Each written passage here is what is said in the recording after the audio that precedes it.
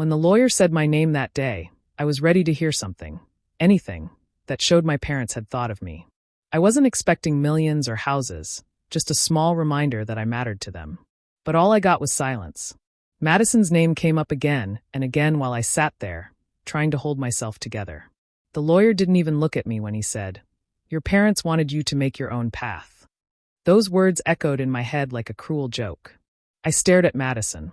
She had this smug little smile, like she'd known it all along. Her diamond bracelet flashed as she tucked a strand of hair behind her ear. I remembered that bracelet. It was a gift from our parents on her 21st birthday. I had gotten a card. I thought things like that didn't matter, but sitting there, I realized they always had. When the meeting ended, everyone offered Madison congratulations. No one looked at me. I walked out quietly, feeling like the air had been knocked out of me. The parking lot felt endless. I got into my car, shut the door, and finally let the tears fall. It wasn't just about money. It was about being forgotten. About knowing that my parents had looked at me and thought I wasn't worth leaving anything behind for. That night, I drove past the house we grew up in. Every window was dark, but I could almost see us as kids running around the backyard. I remembered how I used to bring Mom coffee when she worked late, how Dad used to tell me I was his steady one. I used to believe him. But if that was true, why did they leave me nothing? Why did they tell me to go earn my own like I hadn't spent my life earning their approval? I parked across the street and sat there for hours. Madison's car was in the driveway already. She hadn't wasted a second claiming what was hers. She had always been the center of their world, and now she owned it too. I wanted to hate her, but mostly, I just felt empty. When my phone buzzed, I saw her name. I almost didn't answer, but curiosity won. She sounded cheerful, fake as ever. "Hey, Em, you okay?" she asked, her voice dripping with fake concern. "They just wanted you to learn independence, you know? They believed in you." I bit my lips so hard I tasted blood. She didn't get it. None of them did. It wasn't about independence. It was about love. I hung up before I said something I'd regret. I looked at my reflection in the mirror. My eyes were swollen, my heart felt hollow, but somewhere deep inside, something started to harden. I had spent my whole life trying to be part of their world, and now I knew I never would be. That night, I promised myself something. If they thought I couldn't stand on my own, I'd prove them wrong. But not for them. For me. Madison had always been the kind of child everyone noticed. She knew how to charm people, how to say the right thing, how to make our parents proud. Every teacher loved her. Every relative praised her. "You should be more like your sister," they used to tell me. I'd smile and nod, pretending it didn't bother me. But it did. Not because I wanted to be her, but because I wanted to be seen too. While Madison went to cheer practice and family dinners, I stayed in my room doing homework or reading. I didn't cause trouble, didn't argue, didn't ask for much. I thought that would make things easier for everyone. Maybe if I didn't need too much, they'd appreciate me more. But it only made me fade further into the background. Our parents praised her for every little thing, every trophy, every good grade. When I achieved something, they'd say, "That's nice, Emily," and move on. Even as we got older, nothing changed. Madison went to an expensive private college, fully paid for. I went to a state school and worked part-time at a bookstore to cover my expenses. I never complained. I told myself they had their reasons, that maybe they just believed I could handle things on my own. That's what I'd always done.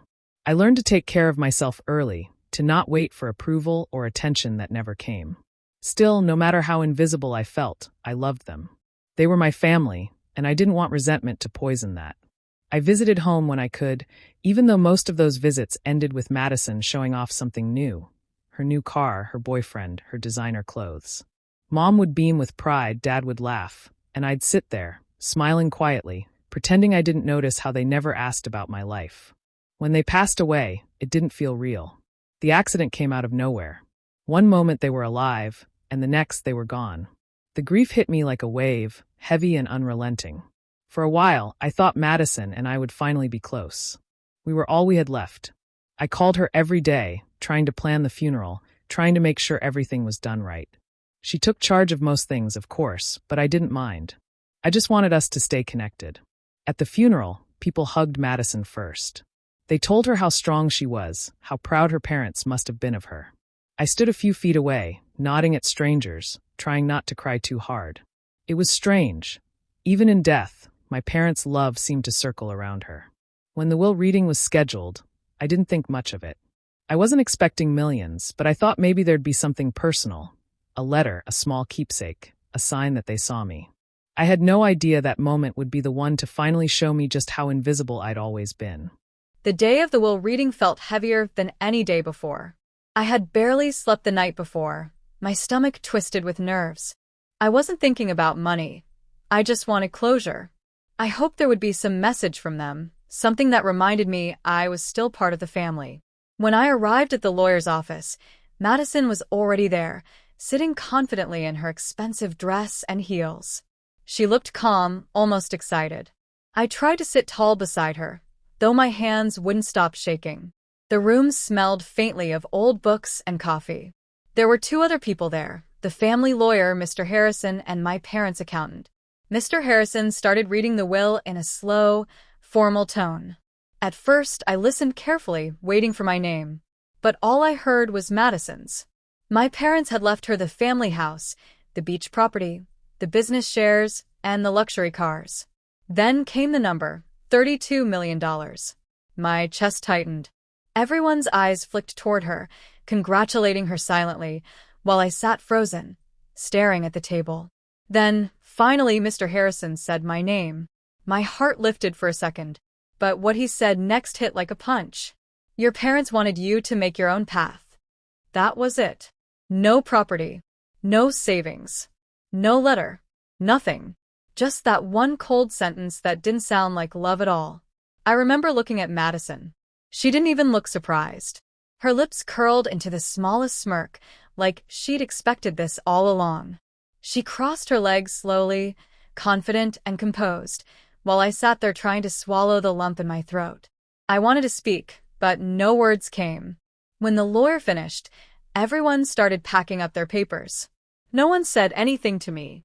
Mr. Harrison gave me a small, awkward smile, the kind people give when they feel sorry for you, but don't want to get involved. I forced a nod and walked out before anyone could see me cry.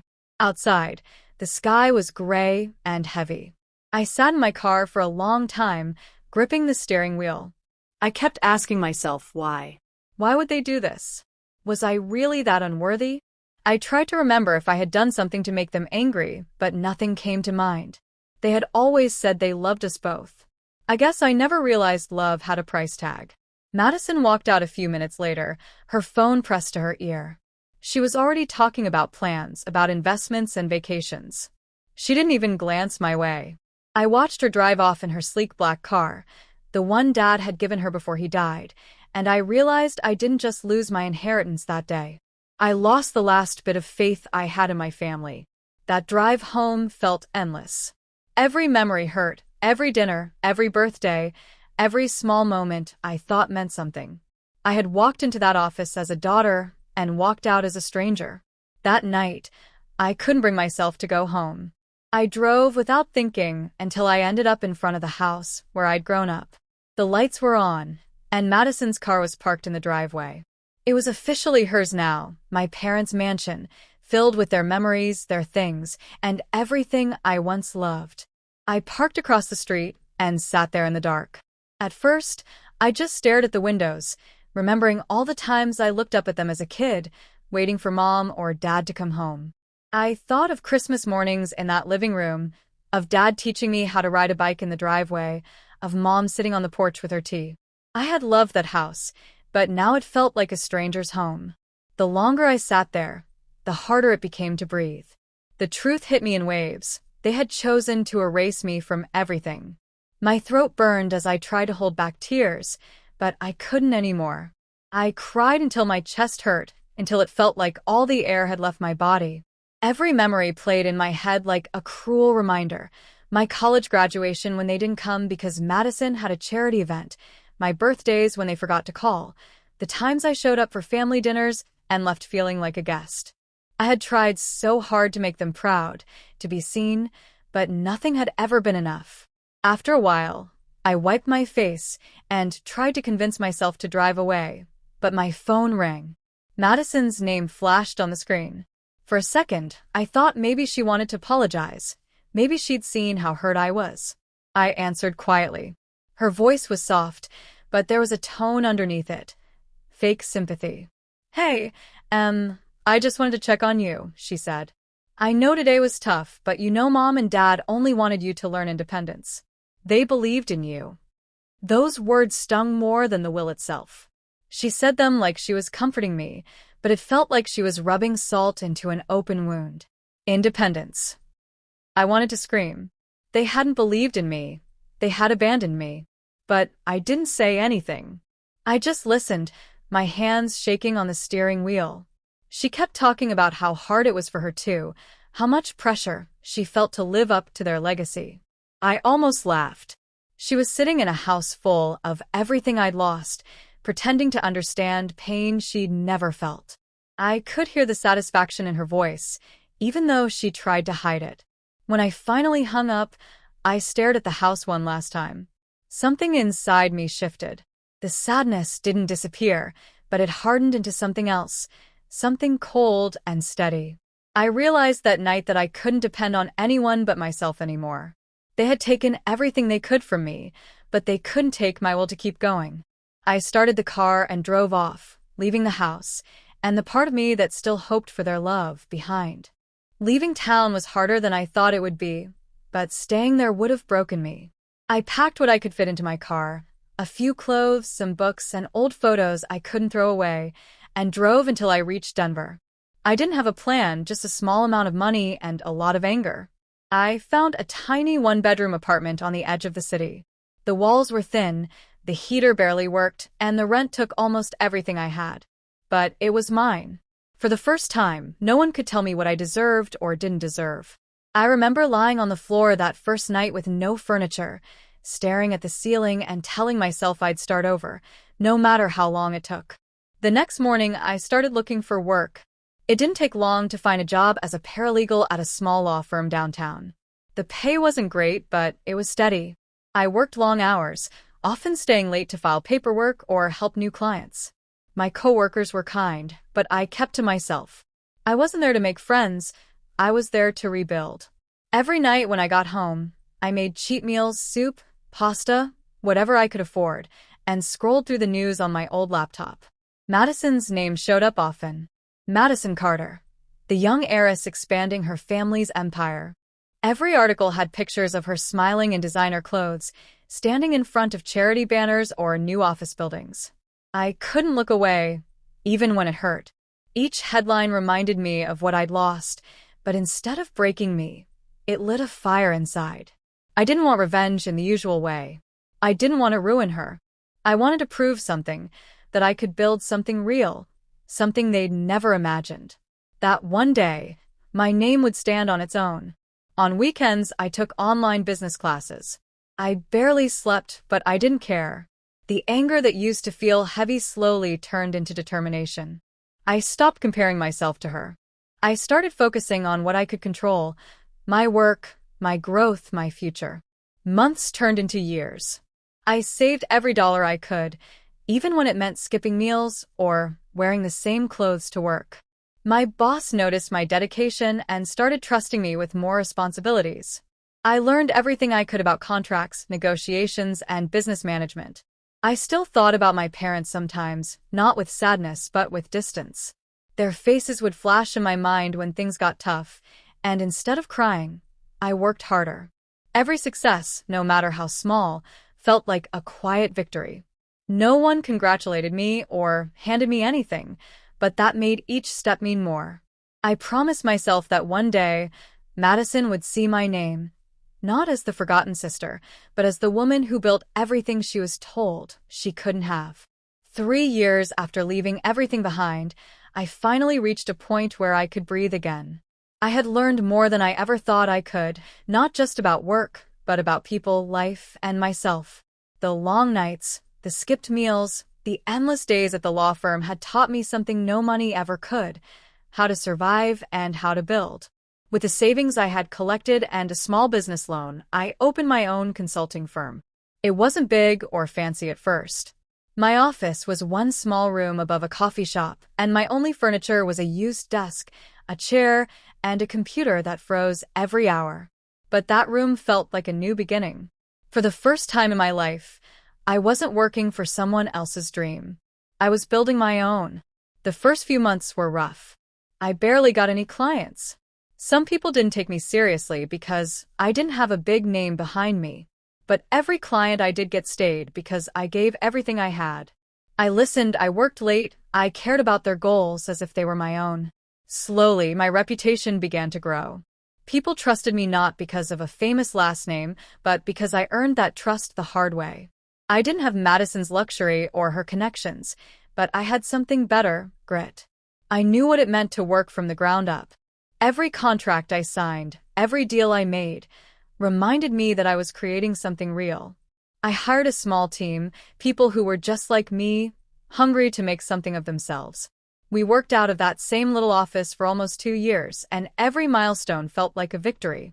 There were nights I stayed up worrying about bills, about deadlines, about whether I'd made a mistake trying to do this alone. But every time doubt crept in, I reminded myself how far I'd come from that night sitting in front of the mansion. I had nothing then, and now I had something I could call my own. After 5 years, things changed fast. My firm grew beyond what I imagined. We started taking on bigger clients, national brands, partnerships, and contracts that once seemed impossible. My small office turned into 3 floors downtown, filled with people who believed in my vision. The firm was now worth over $25 million. When I saw that number for the first time, I didn't feel greedy or proud. I felt free. Free from their shadow, from the label of the forgotten daughter. I had built something that no one could take away from me. Sometimes I'd drive past big billboards or see my company name on a building, and I'd think back to that while reading, how small I felt that day. Now, I wasn't small anymore. I had turned pain into power, and for the first time in my life, I didn't need anyone's approval to know my worth. It was a normal morning when my phone rang. I didn't recognize the number, but something made me answer. The voice on the other end belonged to a woman named Claire, who said she used to work for Madison. Her tone was nervous and rushed. She told me Madison's company was falling apart, fast. There were rumors of bad investments, unpaid loans, and even internal fraud. I stayed silent for a moment, trying to process what I was hearing. Claire explained that Madison had been ignoring advice, firing experienced managers, and making careless decisions.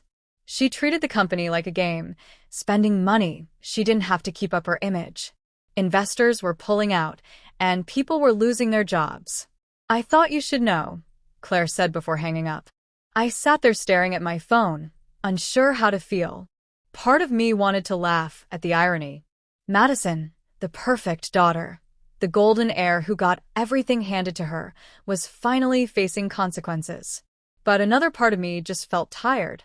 I didn't want to celebrate her failure, but I couldn't pretend it didn't sting with poetic justice. Later that day, I received a message from her. My heart skipped when I saw her name after so many years. The message was short, "Can we talk?" That was it. No greeting, no explanation. Just those 3 words. For a while, I didn't reply. I kept staring at the screen, remembering every time she had spoken down to me, every time she'd made me feel small. The sister who once told me to earn my own now needed my help. The thought burned.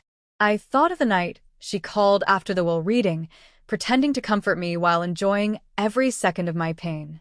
I remembered her smirk at the lawyer's office, her voice dripping with fake kindness. And now, years later, she was the one reaching out to me. I didn't respond right away. Instead, I searched her company online. The news confirmed what Claire had said. Articles described chaos, lawsuits, financial losses, and whispers of mismanagement. Reporters called her leadership unstable. Her once perfect image was crumbling. Pictures showed her looking thinner, stressed, nothing like the confident heiress she used to be. That night, I sat in my office, staring at the city lights outside my window. My firm was thriving, my life was stable, and I had earned every bit of it. But I couldn't ignore the uneasy feeling growing in me. I didn't hate her, not anymore. But I also couldn't forget what she'd done. After a long time, I typed a short reply. Sure. When and where? I hesitated before pressing send, but I did it anyway. I wasn't doing it for her. I was doing it for myself. I wanted to see her face when she realized that the sister she'd looked down on had built an empire while she was destroying her own. The balance had finally shifted, and for the first time, I was the one in control. When I walked into the cafe, I spotted Madison right away. She was sitting at a corner table, sunglasses on, trying to hide behind her coffee cup. Even from a distance, I could tell something had changed. The confident, polished sister I remembered was gone. She looked thinner, her hair dull, her posture tired. Her expensive clothes couldn't cover the stress written all over her face. She stood up when she saw me, forcing a small smile. "Emily," she said softly, almost unsure of herself. For a moment, I just looked at her. It had been years since we'd spoken face to face, but the memory of everything she'd said to me that day at the will reading was still fresh. I nodded slightly and sat down. There was a long silence before she started talking. Her voice trembled a little as she tried to explain what happened. The company had been losing money for months, and investors had pulled out after learning about her poor decisions. She blamed a few people for betraying her trust, but even she couldn't hide the truth. She had been careless. "I thought I could handle it," she said. "I just wanted to make them proud." I sipped my coffee and listened. She kept talking about how she didn't see it coming, how everything went wrong so fast. Then her tone changed. She started begging for advice. "You're good at this, Em," she said quietly. "You've built something real. Maybe you could help me. Just some guidance, maybe even a loan to stabilize things." Hearing her ask me for help was almost surreal. The same sister who once told me to earn my own was now sitting across from me, desperate for support. I wanted to feel satisfaction, to finally see her humbled, but instead, I just felt calm. I had already made peace with the past. I looked at her for a long time before speaking. "Remember when Mom and Dad said I should earn my own?" I asked slowly. She looked up, her eyes filled with confusion. I leaned back and added, "I did. Maybe now it's your turn." The color drained from her face. She opened her mouth to speak, but no words came out. She looked like she wanted to cry, but couldn't. I felt a strange kind of closure then, not joy, not revenge, just peace. I placed a few bills on the table to pay for my coffee and stood up. "I hope you figure out," I said quietly. "But this time, do it without taking from anyone else." Then I walked away. As I stepped outside, the cool air hit my face, and I took a deep breath. For years, I had imagined confronting her, yelling, demanding answers. But it turned out I didn't need to do any of that. Just walking away, with my dignity, my success, and my peace, said everything I needed to say. Behind me, through the glass, I saw Madison still sitting there, frozen, her head lowered. For the first time in my life, I didn't feel small in her presence. I didn't feel like the forgotten sister anymore. I felt free. A few months after that meeting at the cafe, I heard the news. Madison's company had officially filed for bankruptcy. It was everywhere, headlines, business reports, even social media. The empire my parents built and handed to her was gone. The mansion we grew up in was listed for sale, along with all the cars and properties she had once shown off so proudly. I sat at my desk, reading the article in silence. There was no rush of excitement or feeling of victory. For a long time, I thought this was the moment I had been waiting for, the day she'd lose everything she took for granted. But when it finally happened, I didn't feel revenge. I just felt still. It was over, and I didn't have to lift a finger. She had destroyed herself. A part of me wished things had gone differently, that maybe she'd learned before it all came crashing down. But Madison had always believed she was untouchable. My parents raised her that way, always protecting her from consequences. Maybe this was the only way she could ever learn. I never called her, and she never reached out again. I heard through someone that she moved to a smaller city, trying to start over. I didn't ask for details. For the first time, I didn't need to know what she was doing or how she was living. Her life wasn't mine to worry about anymore. Instead, I put my focus back on my company. My business had grown beyond what I ever expected. But money wasn't what motivated me anymore. I wanted to help others, people like me who had been overlooked, pushed aside, or made to feel like they weren't enough. I started a mentorship program for women trying to rebuild their lives from scratch. Some were single mothers, some had lost everything in bad marriages, others were just starting over after being ignored for too long. I saw myself in every one of them. Each time I sat down with a woman who thought her life was over, I told her the same thing. You can build again. Even from nothing. Because I had. And I wanted them to believe they could too. As the program grew, I started feeling something I hadn't felt in years. Purpose. Real purpose. Not the kind that came from proving myself to anyone, but the kind that came from helping others find their strength. Every time I saw one of my clients succeed, it felt like healing. The bitterness I once carried began to fade. I didn't need revenge or validation or even forgiveness from my family. I had my peace, and I had a legacy that mattered. I had spent so many years chasing love and approval that never came, but now I understood something deeper. I didn't need to be chosen by anyone else. I had chosen myself, and that was enough. Years passed, and life had changed in ways I could have never imagined.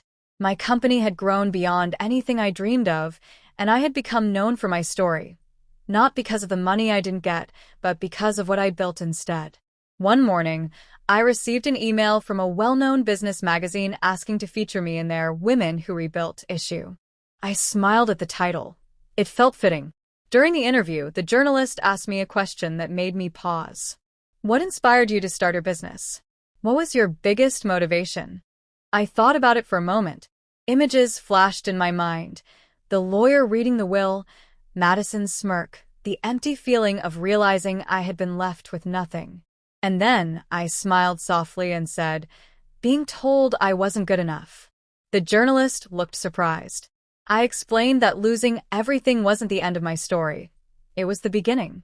That moment at the will reading had broken me once, but it also pushed me to build something no one could ever take away. I told her how I learned that strength doesn't come from inheritance or luck. It comes from starting over when no one believes in you. After the interview, she thanked me and said my story would inspire many. I watched her leave, then sat there for a while, just thinking about how far I had come. There was a quiet peace in knowing that I no longer carried anger or pain. The girl who once cried in her car outside her family home was gone. In her place stood a woman who had built her own life, her own success, and her own happiness. Later that week, the article came out. The headline read, "From Disinherited to Empowered, How Emily Carter Built an Empire from Nothing." Seeing my name there felt surreal. I didn't need my parents' approval anymore. I didn't need Madison to see me succeed. I had already proven to myself that I could rise, without anyone's help. One evening, I visited my favorite spot overlooking the city. The lights shimmered below, and the air was calm. I thought about my parents, about how their choices once hurt me so deeply. But instead of resentment, I felt gratitude. If they hadn't pushed me away, I might never have found my strength. I whispered quietly. I didn't need $32 million. I built my own. For the first time, I felt complete. I didn't need revenge, pity, or validation. My peace was my proof. I had everything I needed, not in wealth alone, but in self-worth. Because in the end, the best revenge isn't taking what someone denied you. It's showing them and yourself that you never needed it in the first place. And as I stood there, watching the city I helped shape, I knew I had come full circle. I had turned pain into power and loss into freedom.